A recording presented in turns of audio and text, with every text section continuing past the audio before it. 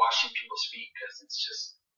Well, and let's think about it. Let's just think about, like, in reality, if you have ever been to Israel or Jerusalem or any of that place, or if you've ever been on a hike in the mountains anywhere, imagine if you wore sandals on that hike by the time you were done, what your feet would look like. Just have a picture of that in your mind.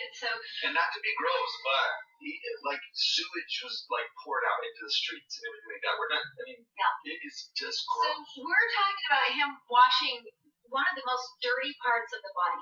That's what he's choosing to do. And you kind of feel how there's something that's not culturally right about it when Peter stops the Lord and says, I don't want you to do that to me.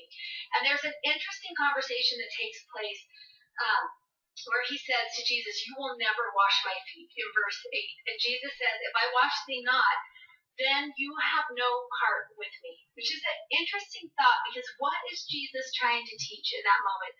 And then Simon says what we love about Simon Peter, that he just jumps right in and he's like, well, okay, then just wash all of me, right? You wash my whole self, because that is how much of a part I want with you.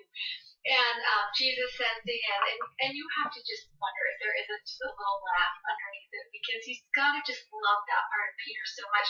He that is washed needeth not save to wash his feet, but is clean every whit. And you just love the thought of that, of Jesus saying, I will wash the dirtiest part of you. Really, he is doing that literally, but also he is letting us know that's what he came to do, is to wash the dirtiest part of every one of us. That is how we have part with him, is because he is willing to do that. And it is an expression of his love, right? It goes straight back up to verse 1. He loved them unto the end. And this is his object lesson of what that was going to look like.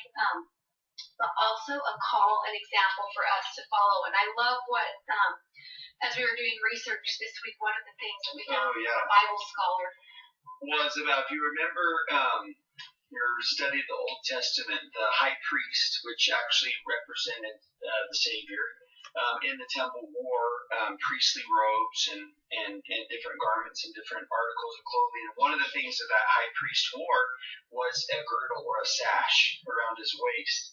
And a lot of Bible scholars believe that sash or girdle was a symbol of the type of believer that is always ready, waiting with humility and character, and willing to serve. That was the symbol for that girdle or sash for the high priest. And so it's neat that in this chapter, Jesus girds himself with the towel that he's going to use to wash. Right. There's just such great symbolism. And I love that once we saw this with the woman taken in adultery. Remember that he goes down into the dirt with her.